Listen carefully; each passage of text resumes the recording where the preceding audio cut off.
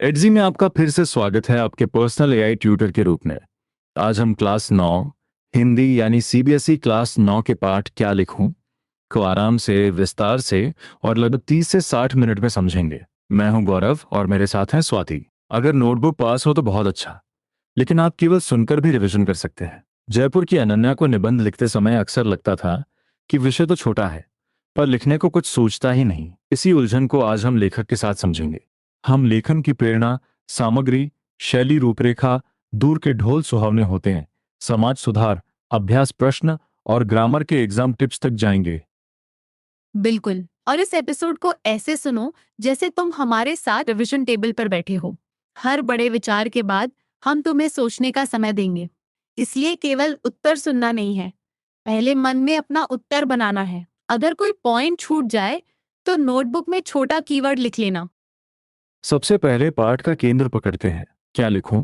मैं पद्मलाल पुन्नालाल बख्शी निबंध लेखन की वास्तविक प्रक्रिया और उसकी कठिनाइयों को आत्मपरक और संवादात्मक शैली में बताते हैं। लेखक केवल ये नहीं कहते कि अच्छा निबंध कैसे लिखा जाए, बल्कि अपनी परेशानी, सोच और मेहनत को भी पाठक के सामने रखते हैं। यानी ये कोई सूखी नियमावली नहीं है। लेखक खुद दो विषयों के सामने खड़े हैं और सोच रहे हैं कि इन्हें सीमित समय में कैसे लिखें। यही आत्मपरक शैली पाठ को जीवंत बनाती है। तुम्हें क्या लगता है, जब लेखक अपनी कठिनाई साझा करता है तो पाठक को उससे जुड़ना आसान क्यों होता है? क्योंकि पाठक को लगता है कि लेखक भी उसी तरह सोचता है जैसे वह स्वयं सोचता है। बख्शी लेखन में अध्यात्म, समाज सुधार और लोक जीवन को महत्व मिला है। इस पाठ में भी सामाजिक संदर्भ, साहित्यिक उदाहरण और सामान्य जीवन की अनुभूति साथ साथ आती है। एग्जाम पॉइंट: लेखक और पाठ की शैली दोनों लिखना उपयोगी है। एक छोटा रिकॉल चेक। पाठ का लेखक कौन है और पाठ की प्रमुख शैली क्या है? मन में पहले दो उत्तर बनाओ। लेखक है पद्मलाल पुन्नालाल बख्शी और शैली आत्मपरक, संवादात्मक तथा रोचक है। यहाँ आत्मपरक का अर्थ है कि लेखक अपने अनुभव और विचारों को स्वयं सामने रखता अब आते हैं लेखन की प्रेरणा पर। एजी गार्डिनर के अनुसार लिखने की एक विशेष मानसिक स्थिति होती है। मन में उमंग, हृदय में स्फूर्ति और मस्तिष्क में आवेग उठता है, तब लेखक को लिखना ही पड़ता है। इस विचार में विषय से अधिक लेखक के भीतर उठने वाले भावों को महत्व दिया गया है। गार्डिनर इसे समझाने के लिए हैट और पेग का विचार दिए हैं। हैट असली वस्तु है और पेग केवल उसे टांगने का साधन। इसी तरह मन के भाव असली हैं और विषय केवल उन्हें व्यक्त करने का माध्यम। यहाँ ध्यान रखना, इसका अर्थ यह नहीं कि विषय बिल्कुल महत्वहीन है। अर्थ यह है कि भावों की प्रधानता अधिक है। लेखक गार्डिनर की बात को गलत नहीं मानते, लेकिन कहते हैं कि उन्होंने ऐसी सहज मानसिक स्थिति का अनुभव नहीं किया। उन्हें लिखने के लिए सोचना, चिंता करना और परिश्रम करना पड़ता है। यही पाठ का महत्वपूर्ण अंतर है। एक और अचानक उठने वाली आंतरिक प्रेरणा है, दूसरी ओर मेहनत से तैयार किया गया लेखन। तो अगर एग्जाम में पूछा जाए कि गार्डिनर और लेखक के विचारों में अंतर क्या है, उत्तर ऐसे बनाओ। गार्डिनर के अनुसार लेखन भावों के स्वतः उमड़ने से होता है और विषय केवल माध्यम है। लेखक के लिए लेखन सहज नहीं, बल्कि सोच, चिंता और परिश्रम के बाद संभव होता है। यही कंपैरिजन पूरा अंक दिला सकता। अब तुम सोचो, क्या लेखक अपने बारे में ही शिकायत कर रहे हैं? नहीं, वे यह दिखा रहे हैं कि लेखन की प्रक्रिया हर व्यक्ति के लिए एक जैसी नहीं होती। किसी को अचानक विचार आते हैं, किसी को तैयारी करनी पड़ती है। इसलिए विद्यार्थी को यह भ्रम नहीं रखना चाहिए कि अच्छा लेखन केवल तत्काल प्रेरणा से ही संभव है। सही। और यही बात अनन्या की समस्या से जुड़ती है। उसे लगा कि विचार तुरंत नहीं आए, इसलिए वह लिख नहीं सकती। लेकिन पाठ बताता है कि सोच, विचार और श्रम भी लेखन का स्वाभाविक हिस्सा है। एक क्विक क्वेश्चन, अच्छे निबंध के लिए केवल उत्साह चाहिए या अ, उत्तर है उत्साह के साथ ज्ञान और तैयारी भी। लेखक निबंध के दो प्रमुख अंग बताते हैं: सामग्री और शैली। सामग्री का अर्थ है विषय से जुड़े विचार, तथ्य, अनुभव और उदाहरण। शैली का अर्थ है उन विचारों को व्यक्त करने का ढंग। केवल जानकारी जमा कर लेना पर्याप्त नहीं, उसे प्रभावशाली रूप देना भी आवश्यक है। चलो इसे एक छोटे सूत्र की तरह याद करें। पहले विषय चयन, फिर सामग्री संग्रह, उसके बाद विचारों का मनन, फिर रूपरेखा, शैली का निर्धारण, भाव विस्तार, लेखन और अंत में समापन। यह क्रम पाठ में दिए गए लेखन प्रक्रिया के आरेख से भी जुड़ता है। इसे रटने के बजाय हर चरण का काम समझो। विषय चुनने के बाद लेखक उस पर विचार करना आवश्यक मानते हैं। जिस विषय का अच्छा अध्ययन किया गया हो उसके विचार मस्तिष्क में आते हैं। इसलिए सामग्री संग्रह केवल पुस्तकालय में जाकर जानकारी ढूंढना नहीं है। अपने अध्ययन, अनुभव और विचारों को व्यवस्थित करना भी सामग्री तैयार करना है। लेकिन लेखक की स्थिति कठिन है। उन्हें अचानक 2 विषयों पर निबंध लिखने हैं और उनके पास विश्वकोश या आवश्यक ग्रंथ नहीं है। इसलिए वे अपने ज्ञान पर भरोसा करके लिखने को मजबूर हैं। यहाँ लेखक की चिंता हमें बताती है कि तैयारी पहले से हो तो समय का दबाव कम। रूपरेखा पर लेखक का अनुभव थोड़ा हास्यपूर्ण है। आचार्यों की सलाह है कि निबंध लिखने से पहले रूपरेखा बनानी चाहिए, पर लेखक सोचते हैं कि दूर के ढोल सुहावने होते हैं कि रूपरेखा पहले कैसे बनाई जाए। वे ये भी याद करते हैं कि गार्डनर को शीर्षक तय करने में कठिनाई होती थी। यह एक कॉमन मिस्टेक पकड़ो। लेखक रूपरेखा न बना पाने की बात कहते हैं, लेकिन पाठ का विचार यह नहीं है कि रूपरेखा बेकार है। आचार्यों की सलाह स्पष्ट है कि पहले रूपरेखा बनानी चाहिए। लेखक की व्यक्तिगत कठिनाई और पाठ की सामान्य लेखन युक्ति को अलग अलग समझना जरूरी है। निबंध छोटा होना चाहिए, यह भी एक आचार्य का मत है। इसका आशय यह है कि अनावश्यक विस्तार से रचना की सुंदरता कम हो सकती है। छोटा निबंध तभी अच्छा है जब उसमें विचार पूरे, क्रमबद्ध और प्रभावशाली हो। छोटा लिखना मतलब अधूरा लिखना नहीं है, ये लाइन प्रिसाइसली लिखना। और अब सुनो, शैली के बारे में सलाह। भाषा में प्रवाह होना चाहिए। वाक्य छोटे छोटे हों पर एक दूसरे से जुड़े हों। इसका अर्थ है कि हर वाक्य अगले विचार तक स्वाभाविक रूप से पहुंचे। अलग अलग छोटे वाक्यों का ढेर प्रवाह नहीं बनाता। संबंध और क्रम भी चाहिए। लेखक हास्य के साथ बताते हैं कि वे मास्टर हैं और अपनी विद्वता दिखाने के लिए आधे पृष्ठ के वाक्य लिख सकते हैं। वे बाणभट्ट की कादंबरी के लंबे वाक्यों और कठिन भाषा का संकेत देते हैं, पर पाठ का व्यावहारिक निष्कर्ष है कि भाषा पाठक के लिए समझने योग्य और प्रवाहपूर्ण होनी चाहिए। लेखक हल्के व्यंग्य से ये भी खाते हैं कि कठिनता को गंभीरता समझ लेना गलत है। अस्पष्टता या दुरूहता हमेशा गहराई नहीं लाती। अलंकार, मुहावरे और लोकोक्तियां भाषा को प्रभावशाली बना सकते हैं, लेकिन उनका प्रयोग अर्थ को स्पष्ट करने के लिए होना चाहिए, केवल दिखावे के लिए नहीं। इसके बाद पाठ में मॉन्टेन की निबंध पद्धति का उल्लेख आता है। उन्होंने जो देखा, सुना और अनुभव किया उसे निबंधों में लिखा। ऐसे निबंध मन की स्वच्छंद रचनाएं होते हैं। उनमें लेखक की सच्ची अनुभूति, सच्चे भाव और उल्लास दिखाई देते हैं। यह अनुभव आधारित लेखन की विशेषता है। ध्यान रहे, अनुभव आधारित लेखन का अर्थ यह नहीं कि अध्ययन छोड़ दो। पाठ दो पद्धतियों का अंतर दिखाता है। एक ओर आचार्यों की कसौटी है, जिसमें सामग्री, शैली, रूपरेखा और प्रवाह पर जोर है। दूसरी ओर मॉन्टेन की स्वच्छंद, अनुभूति प्रधान पद्धति है। लेखक दोनों को लेखक को 2 निबंध लिखने हैं, इसलिए वे अमीर खुसरो की एक कथा याद करते हैं। कुएं पर पानी भरती 4 औरतें अलग अलग चीजों पर कविता सुनना चाहती हैं। अमीर खुसरो ने एक ही पद्य में उनकी चारों इच्छाओं को पूरा कर दिया। लेखक इसी तरह एक निबंध में दोनों विषय समेटने का विचार करते हैं। यह कहानी पाठ में केवल मनोरंजन के लिए नहीं है। लेखक उसकी रचना पद्धति से सीख लेते हैं कि एक ही रचना में अलग अलग अपेक्षाओं को जोड़ा जा सकता है, लेकिन वे अपनी प्रतिभा की तुलना अमीर खुसरो से नहीं करते। ये आत्मविनोद और विनम्रता पाठ के हास्य को और प्रभाव। अब तक हम फर्स्ट मेजर आइडिया कवर कर चुके हैं। लेखन केवल भाव नहीं और केवल तथ्य भी नहीं, सामग्री और शैली दोनों चाहिए।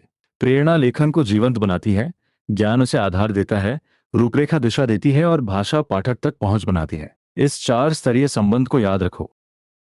एक एक्टिव रिकॉल चैलेंज। अगर मैं पूछूं कि निबंध के 2 प्रधान अंग कौन से हैं, तो तुम्हारा उत्तर क्या आ रहा है? सामग्री और शैली। और अगर पूछूं कि शैली का अर्थ क्या है, तो उत्तर होगा अभिव्यक्ति का ढंग। शब्दों को याद करने से अधिक जरूरी है कि तुम उनके संबंध को समझकर लिखो। अब पहले विषय पर चलते हैं। दूर के ढोल सुहावने होते हैं, ये एक लोकोक्ति है। इसका सामान्य भाव है कि दूर से कोई वस्तु, व्यक्ति या स्थिति वास्तविकता से अधिक अच्छी लग सकती है, क्योंकि दूरी हमें उसकी कठोरता या कमियों का पूरा अनुभव नहीं होने देती। लेखक ढोल का उदाहरण बहुत प्रभावी ढंग से देते हैं। ढोल के पास बैठे लोगों के कानों को उसकी तेज आवाज परेशान करती है, लेकिन दूर बैठे व्यक्ति को वही आवाज मधुर लगती है। दूरी ने ध्वनि की कठोरता छिपा दी और श्रोता ने उसमें उत्सव, आनंद और विवाह की कल्पना जोड़ दी। यहाँ लेखक केवल ध्वनि का वर्णन नहीं कर रहे हैं, वे बता रहे हैं कि अनुभव हमारी धारणा बदल देता है। पास रहने वाला यथार्थ की कठिनता जानता है, दूर रहने वाला अपनी कल्पना से चित्र बनाता है। इसलिए एक ही वस्तु दो लोगों को अलग अलग रूप में दिखाई दे सकती है। अब लेखक इस विचार को जीवन से जोड़ते हैं। जो तरुण संसार के जीवन संघर्ष से दूर है, उन्हें संसार का चित्र मनमोहक लगता है। इसी तरह वृद्ध लोगों को अपना बचपन और युवावस्था सुखद लगती है, क्योंकि वे वर्तमान की कठिनाइयों से दूर होकर अतीत को याद करते हैं। लेखक तरुण और वृद्ध की तुलना करते हैं। तरुणों के लिए भविष्य उज्जवल है, जबकि वृद्धों के लिए अतीत सुखद है। दोनों वर्तमान से असंतुष्ट हैं, लेकिन कारण अलग है। तरुण भविष्य को वर्तमान में लाना चाहते हैं और वृद्ध अतीत को वर्तमान में वापस देखना चाहते हैं। यही से पाठ का सामाजिक विचार उभरता है। तरुण क्रांति के समर्थक होते हैं और वृद्ध अतीत के गौरव के रक्षक। इन दोनों दृष्टियों के कारण वर्तमान हमेशा बेचैन रहता है, लेकिन इसी बेचैनी से वर्तमान सुधारों का काल भी बनता है। यह विचार बहुत संतुलित और गहराई वाला है। एक सेकंड पॉज करके सोचो, दूर के ढोल सुहावने होने का संबंध केवल दूरी से है या समय से भी? पाठ के अनुसार दोनों से। दूरी हमें वर्तमान की कठोरता से बचाती है और समय हमें बीते या आने वाले काल को अपनी कल्पना से सुंदर बनाने देता है। बहुत अच्छा। एग्जाम में इस विषय पर उत्तर लिखते समय पहले लोकोक्ति का अर्थ बताओ, फिर ढोल का उदाहरण, उसके बाद तरुण और वृद्ध का दृष्टिकोण और अंत में वर्तमान तथा सुधार से संबंध। इस क्रम से उत्तर बिखरेगा नहीं। केवल लोकोक्ति का अर्थ लिखकर रुकना अधूरा उत्तर होगा। यहाँ एक सूक्ष्म बात है। लेखक ये नहीं कहते कि अतीत या भविष्य सचमुच हमेशा वर्तमान से बेहतर होते हैं। वे बताते हैं कि दूरी के कारण वे बेहतर प्रतीत होते हैं। प्रतीत होना और वास्तव में होना अलग बातें हैं। यही डिस्टिंक्शन उत्तर में लिखोगे तो विचार अधिक स्पष्ट लगेगा। अब एक छोटा सेल्फ चेक। तरुण भविष्य की ओर क्यों देखते हैं और वृद्ध अतीत की ओर क्यों? तरुण वर्तमान से असंतुष्ट होकर भविष्य को बेहतर मानते हैं। वृद्ध वर्तमान से दूर अपने बीते समय को सुखद समझते हैं। दोनों की दृष्टि में दूरी कल्पना को सुंदर बनाती है। अब हम समाज सुधार वाले हिस्से में प्रवेश कर रहे हैं। लेखक कहते हैं कि मानव इतिहास में ऐसा कोई काल नहीं रहा जब सुधार की आवश्यकता न हुई हो। अनेक सुधारक आए, लेकिन सुधारों का अंत नहीं हुआ। कारण यह है कि जीवन में नए दोष उत्पन्न होते रहते हैं और नए सुधार आवश्यक बनते रहते हैं। पाठ में बुद्ध, महावीर स्वामी, नागार्जुन, शंकराचार्य, कबीर, नानक, राजा राममोहन राय, स्वामी दयानंद और महात्मा गांधी जैसे सुधारकों का उल्लेख है। यहाँ हर व्यक्ति का विस्तृत जीवन परिचय नहीं दिया गया। नामों का उद्देश्य यह दिखाना है कि अलग अलग समय में समाज को नई दिशा देने वाले सुधारक आते रहे। लेखक का विचार गतिशील है। जो बात कभी सुधार मानी जाती थी, वही बाद में दोष बन सकती है और उसके स्थान पर नया सुधार आवश्यक हो सकता है। इसलिए जीवन को प्रगतिशील कहा गया है। समाज स्थिर नहीं रहता, उसकी आवश्यकताएं और समस्याएं बदलती रहती हैं। यहाँ पाठ हमें एक बहुत अच्छा विचार देता है। सुधार किसी एक समय का अंतिम काम नहीं है। जब तक नए दोष और नई चुनौतियां आती रहेंगी, तब तक सुधार की आवश्यकता बनी रहेगी। इसलिए समाज सुधार पर लिखते समय केवल महान व्यक्तियों के नाम नहीं, सुधार की निरंतरता भी समझानी चाहिए। क्या तरुण और वृद्ध में से कोई एक पूरी तरह सही है? पाठ ऐसा सरल फैसला नहीं देता। तरुण परिवर्तन और क्रांति की ओर देखते हैं, वृद्ध अनुभव और अतीत के गौरव की रक्षा करते हैं। वर्तमान की स्वस्थ दिशा के लिए उत्साह और अनुभव दोनों को समझना आवश्यक है। और यही कारण है कि वर्तमान कुंठित भी रहता है और सुधारों का काल भी बनता है। असंतोष कभी कभी समस्या बनता है पर वही परिवर्तन की ऊर्जा भी दे सकता है। उत्तर में इस विचार को संतुलित भाषा में लिखना किसी पीढ़ी को पूरी तरह दोषी बताना नहीं। हमने अब लेखन प्रक्रिया, दोनों निबंध विषय और समाज सुधार का संबंध देख लिया है। अगर तुम्हें इस बिंदु पर कोई एग्जैक्ट डाउट हो तो एडजी के एआई ट्यूटर से उसे सवाल की तरह पूछना उपयोगी होगा। सवाल को छोटा रखो, जैसे लेखक और गार्डनर में अंतर, फिर उत्तर को अपने शब्दों में दोहराओ।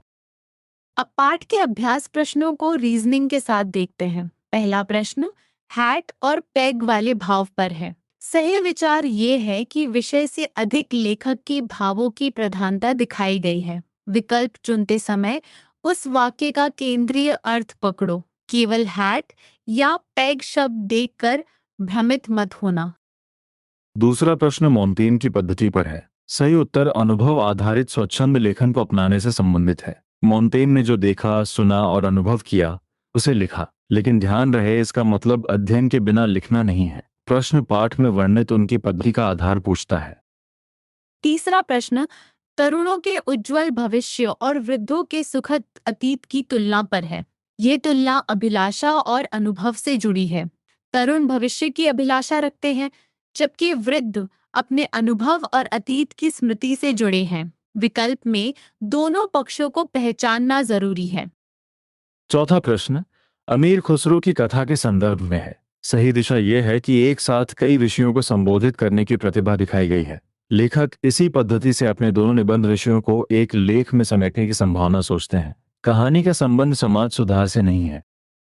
पांचवा प्रश्न समाज सुधार के बारे में है। सही निष्कर्ष है कि सुधारों की आवश्यकता हर युग में बनी रहती है। पाठ यह नहीं कहता कि दोष समाप्त हो जाते हैं, बल्कि नए दोष आते हैं और नए सुधार आवश्यक होते हैं। यही कारण है कि जीवन को प्रगतिशील कहा गया है। अब विचारात्मक प्रश्नों की तैयारी। गार्डिनर और लेखक का अंतर लिखते समय दो स्पष्ट अनुच्छेद बनाओ।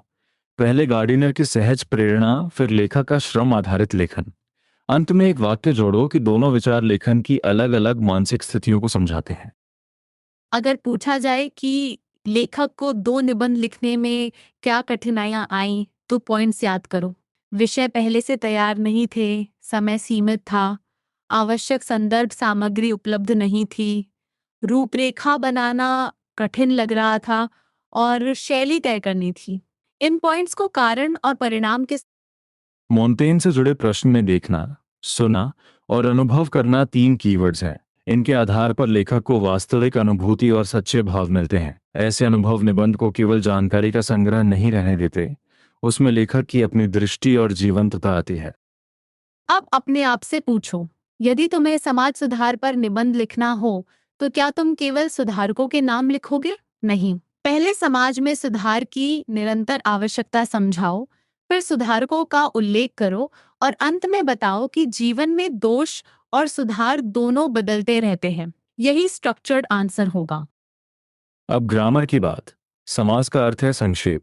दो या दो से अधिक स्वतंत्र अर्थ वाले शब्दों के मेल से नया शब्द बनता है। पहले पद को पूर्व पद, दूसरे को उत्तर पद और बने हुए शब्द को समस्त पद कहते हैं। समस्त पद को अलग अलग करना समास विग्रह कहलाता है। पाठ से उदाहरण लो। निबंध शास्त्र, इसका विग्रह होगा निबंध का शास्त्र और ये तत्पुरुष समास है। तत्पुरुष में उत्तर पद प्रधान होता है और बीच के संबंध सूचक प्रसर्ग का लोप हो जाता है। यहाँ निबंध गौण और समास के 6 प्रमुख भेद पाठ में दिए गए हैं। तत्पुरुष, कर्मधारय, द्विगु, बहुव्रीहि, द्वंद्व और अव्ययी भाव। कर्मधारय में पूर्व पद विशेषण और उत्तर पद विशेष्य हो सकता है। द्विगु में पूर्व पद संख्यावाचक होता है। इनकी पहचान उदाहरण और विग्रह दोनों से करो। बहुव्रीहि में दोनों पद गौण होते हैं और पूरा समस्त पद किसी अन्य पद का संकेत करता है। द्वंद्व में दोनों पद प्रधान होते हैं और उनके बीच का और छिपा होता है, जैसे भाई बहन। अव्ययी भाव में पूर्व पद अव्यय होता है और पूरा पद क्रिया विशेषण की तरह काम कर सकता है। अब उपसर्ग और प्रत्यय। उपसर्ग शब्द के आरंभ में लगकर नया शब्द बनाता है, जैसे बोध के पहले दुर लगकर दुर्बोध और आदि के पहले अन लगकर अनादि। प्रत्यय शब्द के अंत में लगता है, जैसे सुधार के बाद का लगाकर सुधारक और कठिन के बाद आई लगाकर कठिनाई। कॉमन मिस्टेक यह है कि विद्यार्थी उपसर्ग और प्रत्यय को केवल छोटा अंश समझकर याद करते हैं। पहचानने का आसान तरीका है स्थान देखना। शब्द के आरंभ में जुड़ने वाला उपसर्ग, अंत में जुड़ने वाला प्रत्यय। फिर देखो कि उससे मूल शब्द के अर्थ या शब्द भेद में क्या परिवर्तन आया। पाठ में समान या मिलते जुलते अर्थ वाले शब्द समूह भी हैं, जैसे विचार, मनन और चिंतन, सुहावने, मधुर और मनमोहक। ऐसे शब्दों को समानार्थी समझकर एक जैसा नहीं लिख देना। इनके अर्थों में सूक्ष्म अंतर हो सकता है। वाक्य प्रयोग से वह अंतर स्पष्ट करना सबसे अच्छा तरीका है। अमीर खुसरो की पंक्तियों को पाठ में अनमेलिया कहा गया है। अनमेलिया हास्य व्यंग्यपूर्ण काव्य शैली है जिसमें असंगत वाक्यों या विपरीत स्थितियों को जोड़कर मनोरंजन किया जाता है। चार औरतों की अलग अलग इच्छाओं को एक ही पद्य में जोड़ना इसी शैली का प्रभावी उदाहरण है। भाव विस्तार भी परीक्षा में महत्वपूर्ण हो सकता है। किसी छोटे वाक्य के भाव को विस्तार देते समय पहले उसका मूल अर्थ लिखो, फिर कारण, उदाहरण या परिणाम जोड़ो और अंत में संदेश दो। जैसे तरुण क्रांति के समर्थक और वृद्ध अतीत के रक्षक हैं, तो दोनों पीढ़ियों की सोच का कारण समझाना होगा। शब्द संपदा में स्फूर्ति का अर्थ फुर्ती या मन में उठने वाली ऊर्जा है। आवेग का अर्थ भीतर से उठने वाली तीव्र प्रेरणा है। अनुसंधान का अर्थ खोज या जांच पड़ताल है। दुर्बोध का अर्थ है जिसे जल्दी समझना कठिन हो। इन अर्थों को अपने वाक्यों में प्रयोग करके याद करना अधिक प्रभावी रहेगा। अब एग्जाम पॉइंट ऑफ व्यू से पूरी राइटिंग स्ट्रैटेजी। प्रश्न पढ़कर कीवर्ड्स रेखांकित करो। उत्तर में भूमिका, मुख्य विचार, पाठ आधारित उदाहरण और निष्कर्ष रखो। लेखक के विचार को अपने शब्दों में लिखो, लेकिन उसका अर्थ न बदलो। बहुत लंबे वाक्य, अनावश्यक कठिन शब्द और बिना संबंध के पॉइंट से बचो। एक 4 चरणीय रिवीजन चैलेंज लो। पहले पाठ का केंद्रीय विचार एक वाक्य में लिखो। फिर लेखन प्रक्रिया के चरण लिखो। उसके बाद दूर के ढोल और समाज सुधार के 2-2 पॉइंट्स लिखो। अंत में समास, उपसर्ग और प्रत्यय का एक एक उदाहरण दो। अगर यह बिना देखे हो गया तो समझ मजबूत है। पाठ का एक और महत्वपूर्ण संदेश है कि लेखन शब्दों का समूह भर नहीं, उसमें विचार, अनुभव, भाव, क्रम और प्रभावशाली अभिव्यक्ति का प्रवाह होना चाहिए। लेखक का आत्मपरक संवाद पाठक को अपने अनुभव से जोड़ता है।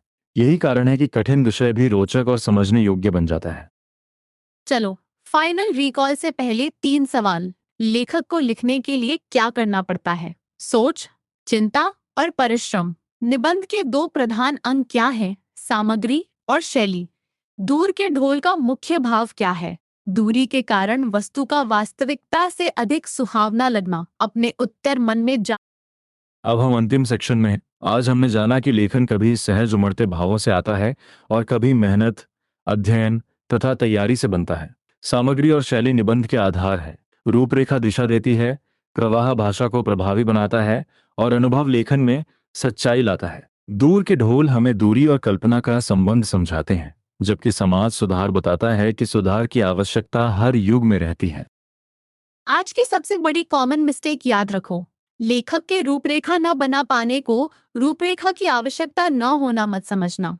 अगला छोटा चैलेंज है कि नोटबुक में दूर के ढोल सुहावने होते हैं, पर 5 बिंदुओं की रूपरेखा बनाओ और फिर बिना देखे एक उत्तर लिखो। उसके बाद अपने उत्तर को एडजी में एक्टिव रिकॉल की तरह जांच सकते हो। आराम से पढ़ो, अपने शब्दों में लिखो और याद रखो। अच्छा लेखन विचार और भावना दोनों को पाठक तक पहुंचाता है। फिर मिलेंगे